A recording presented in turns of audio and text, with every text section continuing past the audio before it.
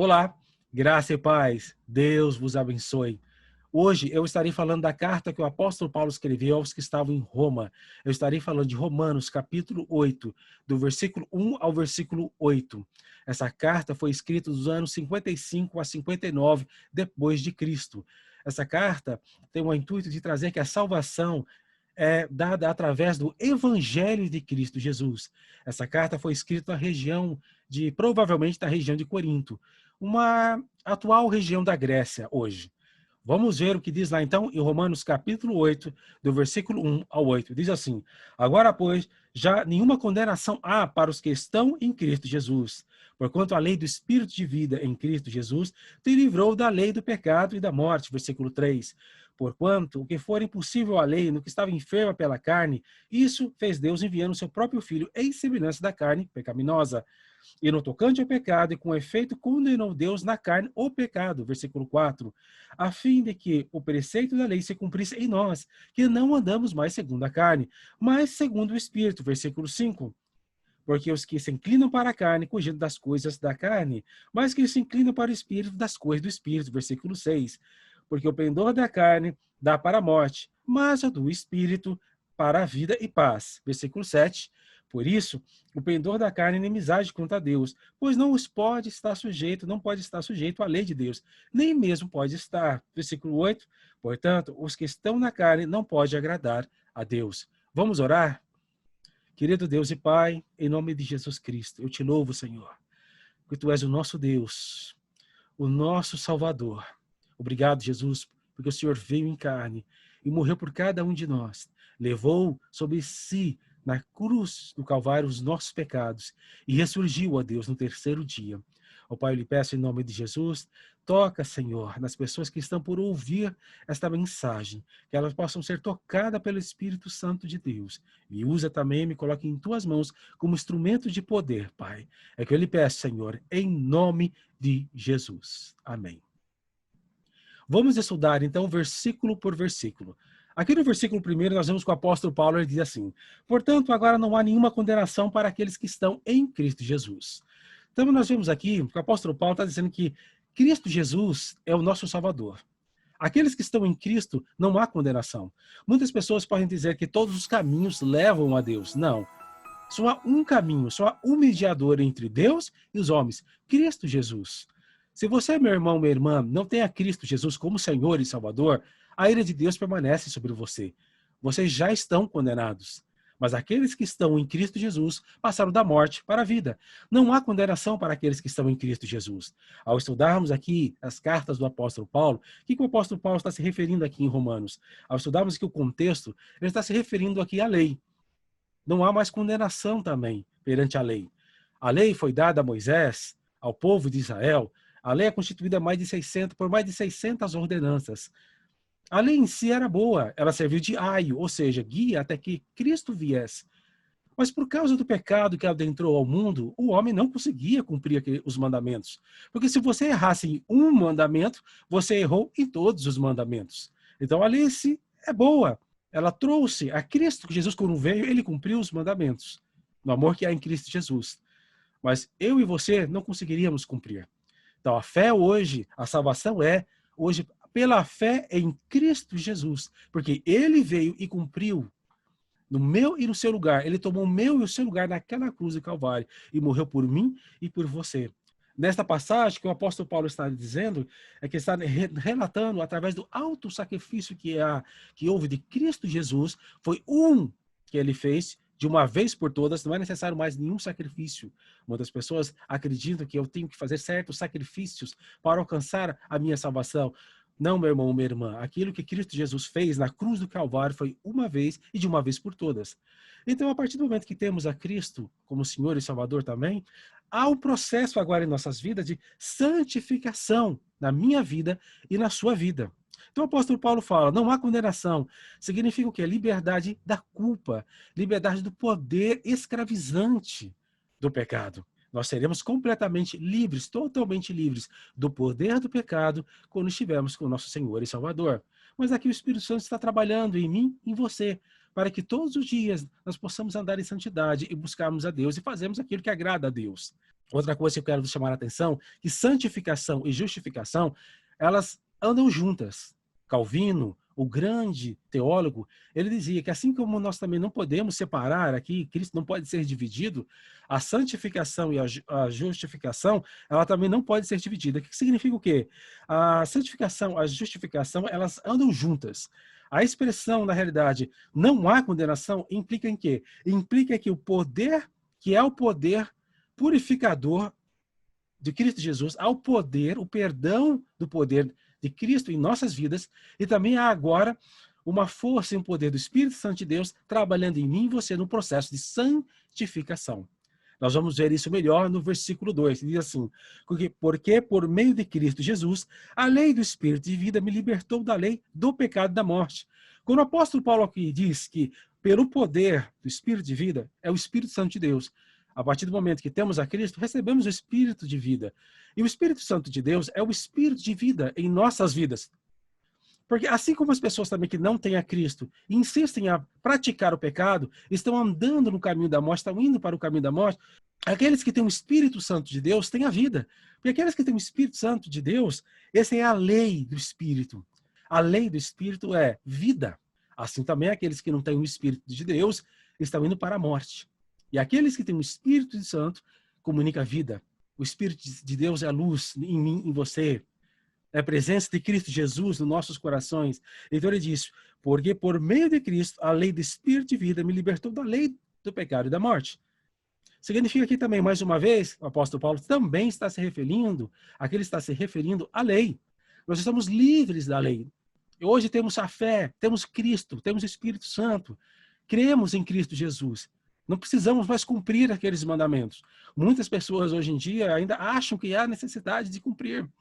Eles estão trazendo as coisas do passado, estão trazendo as coisas do Antigo Testamento, tentando judaizar a igreja, trazendo coisas que só falta trazer aí as oferendas, como era no Antigo Testamento.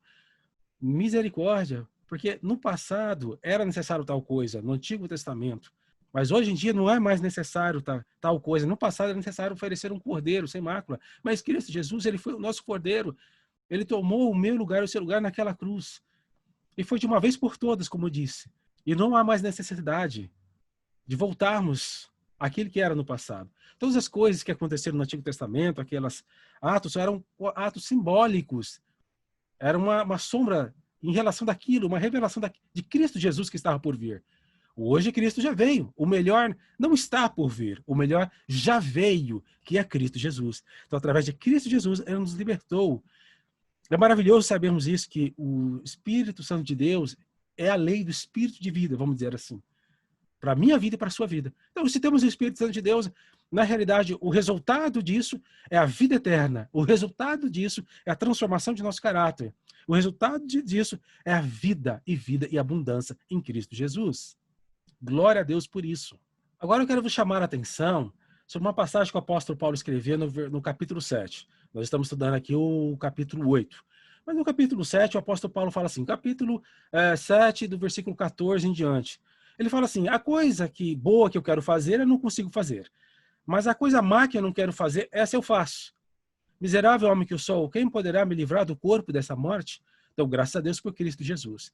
Então, o que eu quero dizer aqui, nessa passagem, o que o apóstolo Paulo está dizendo? Se por um lado, o pecado se assenhoreia de mim de uma certa maneira, que eu não consigo cumprir toda a vontade de Deus, eu não consigo viver uma vida impecável 100%, se por um lado o inimigo luta contra nós, fazendo com que, com as suas ardizes, as suas artimanhas, fazendo com que eu e você duvidemos da nossa salvação, fazendo com que eu e você não tenhamos, assim, aquela comunhão com Deus que deveríamos em oração. Ele tenta impedir com que a gente se aproxime em Deus também em oração, tenta impedir com que você e eu não façamos mais a obra de Deus. Se por um lado o inimigo tenta fazer com que tudo isso, ele tenta nos impedir de fazermos tudo isso que queremos fazer, por um outro lado, ele não consegue nos impedir totalmente de fazermos a vontade de Deus.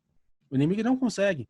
Perceba que há aquele dia que você faz aquela vontade de Deus, você está orando ao Senhor, você ora, você faz ajuda ao próximo, você pede, busca. Naquele dia, você faz todas as coisas corretas que você quer fazer, que você sabe que tem que fazer no seu coração. e no outro dia, de repente, você não consegue fazer. Aí você fica desanimado. Porque, lógico, a vontade do inimigo é que você não se aproxime mais de Deus. Ele quer lhe afastar de Deus. Mas perceba que ele não consegue fazer isso 100%. Depois nós voltamos e começamos a buscar a Deus novamente. Porque o Espírito Santo de Deus nos puxa a fazermos a vontade de Deus.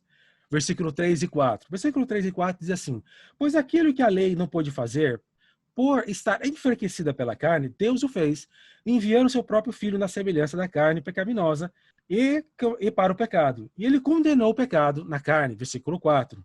A fim de que a justa exigência da lei fosse em nós plenamente satisfeita, nós que não andamos segundo a carne, mas segundo o Espírito. Então nós vemos aqui, pois aquilo que a lei não pôde fazer por estar enferma. Na realidade, como eu disse a vocês, a lei é boa. Ela serviu de aio para que Cristo viesse. Mas é por estar enfraquecido na carne, que o apóstolo Paulo está se referindo aqui, ele está dizendo que quem estava enfraquecido na carne é eu e você. Eu e você, nós não conseguimos cumprir aqueles mandamentos, aquelas mais de 60 ordenanças, porque se falharmos em uma, falhamos em todas. Então, como nós não conseguimos fazer isso, Deus enviou o seu Filho, Cristo Jesus, para que ele pudesse cumprir. Nós vamos ver aqui isso na segunda parte do versículo 3, que ele diz assim: ele enviou o seu próprio Filho. Deus enviou o seu próprio Filho. Isso nos arremete, nos faz lembrar, lá em Gênesis capítulo 22, 2, que Deus fala assim para Abraão: Abraão, oferece-me a mim o teu filho, o teu único filho, Isaac, oferece-me a mim. E nós sabemos, que muitos conhecem essa história, acredito que todos conheçam, que Abraão ofereceu a seu filho, Isaac. Quando ele estava para oferecer, um anjo bradou do céu, o Senhor gritou: Abraão, não faças mal a teu filho, porque agora sei que tu me amas. Abraão sabia de que se ele oferecesse ao seu filho a Deus, Deus era poderoso de uma tal maneira que faria o seu filho ressuscitar. Mas Deus viu ali a fé de Abraão. Deus viu e proveu depois ali um cordeiro para o sacrifício. Mas vemos também lá em João 3,16, diz assim: porque Deus amou o mundo de tal maneira que deu seu único filho, para que todo aquele que nele crê não pereça, mas tenha a vida eterna. Então, como é que Deus fez? Ele enviou seu filho. Agora veja a terceira parte do versículo 3. A primeira parte diz assim: pois aquilo que a lei não pôde fazer por estar enfraquecido pela carne, Deus o fez. Como? Enviando o seu filho, na semelhança da carne pecaminosa. Então, o que diz aqui? Na semelhança da carne pecaminosa. Então, Cristo Jesus, ele é 100% Deus, 100% homem. Ele veio e habitou entre nós. E essas nas duas naturezas, divina e humana, eles eram indissoluvelmente unidas. Cada um, porém, retém as suas propriedades. Podemos chamar de união postática. Então, ele era 100% Deus e 100% homem. E ele veio, Deus enviou seu filho, na semelhança da carne pecaminosa. Perceba que ele não veio em pecado. Ele veio na semelhança da nossa carne, mas sem pecado algum, porque Cristo não pecou. Não houve pecado em Cristo Jesus.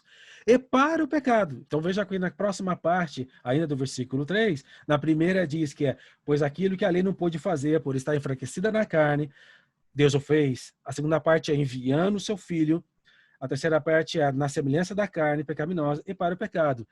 Por isso, meu irmão, minha irmã, que nós temos que entender e estudar a Bíblia. Porque se nós parássemos aí, poderia haver uma contradição na palavra. Ia falar: pô, peraí, Deus enviou o seu filho na semelhança da carne para o pecado? Não. Por isso que nós devemos entender a palavra de Deus. Devemos estudar o que vem antes e o que vem depois. Na lei da hermenêutica, no estudo da palavra de Deus. Então, o que vem depois diz assim: e ele condenou o pecado na carne. Então, na realidade, quando ele diz aí e para o pecado, ele diz que o assunto aqui é: ele veio tratar com o pecado. Ele veio condenar o pecado na carne. Isso daqui é maravilhoso, nós sabermos disso. Aquilo que nos assusta, porque todos nós queremos fazer a vontade de Deus. Todos nós queremos agradar o coração de Deus. Aquilo que nos assusta, por muitas vezes, é realmente fazer aquilo que não agrada a Deus. É o pecado. E aqui Cristo Jesus, ele condenou o pecado na carne.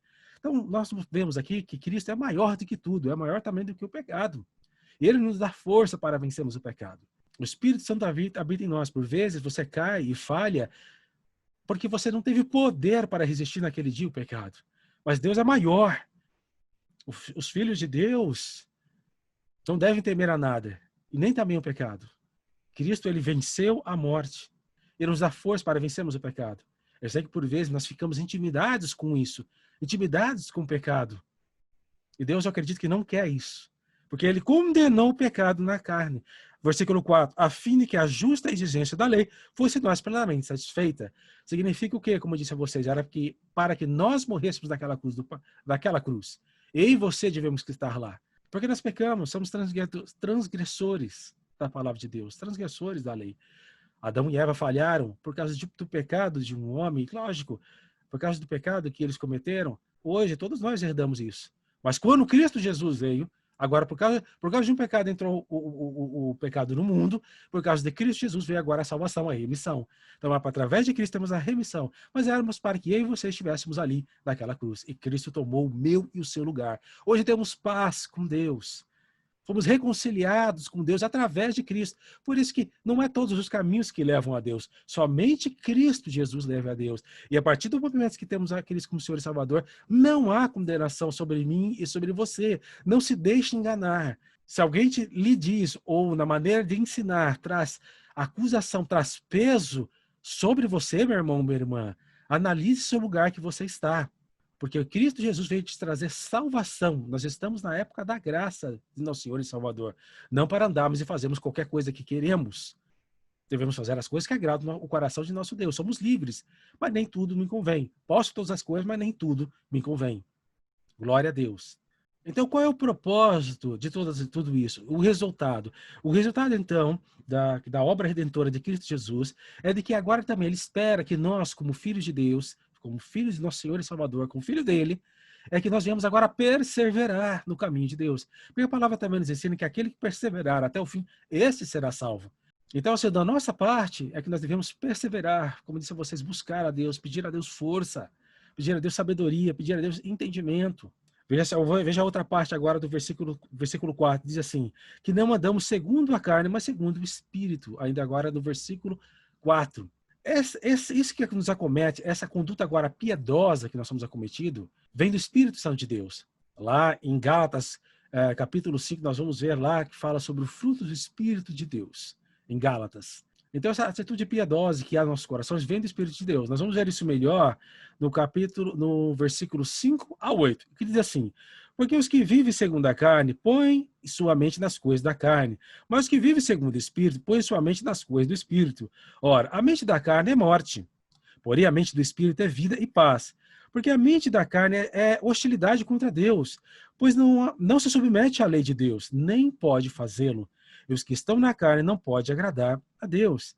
Então, esse versículo 5 e 8 nós vamos estudar junto, porque logo no começo do versículo 5 diz assim, porque essa palavra porque está indicando unidade. Ela está indicando uma descrição adicional. Qual é a descrição? Está se referindo à descrição daqueles que andam na carne e daqueles que andam no Espírito.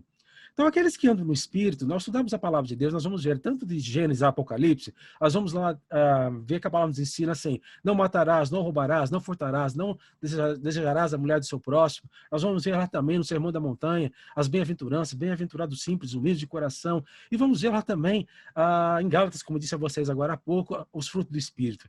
Então, a vontade de Deus, quando passamos a conhecer mais o Senhor, é que viemos a fazer essas coisas que aprendemos na palavra.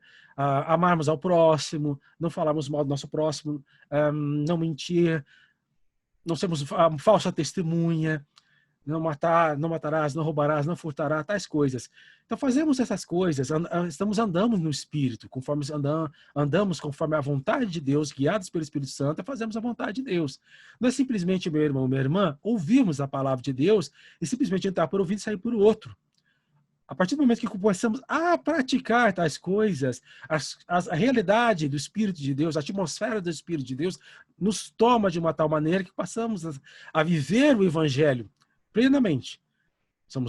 O Espírito Santo de Deus trabalha em nós, somos transformados à imagem de Cristo, temos a mente do nosso Senhor, mas quando fazemos tais coisas, não simplesmente ouvir e não fazer, mas aqueles que andam na carne, essas pessoas, elas fazem totalmente ao contrário. Se a palavra diz para não difamar o próximo, a pessoa vai difamar. Se a pessoa fala para não roubar, ela vai querer roubar. A pessoa é uma má pagadora, não é exemplo no trabalho onde está.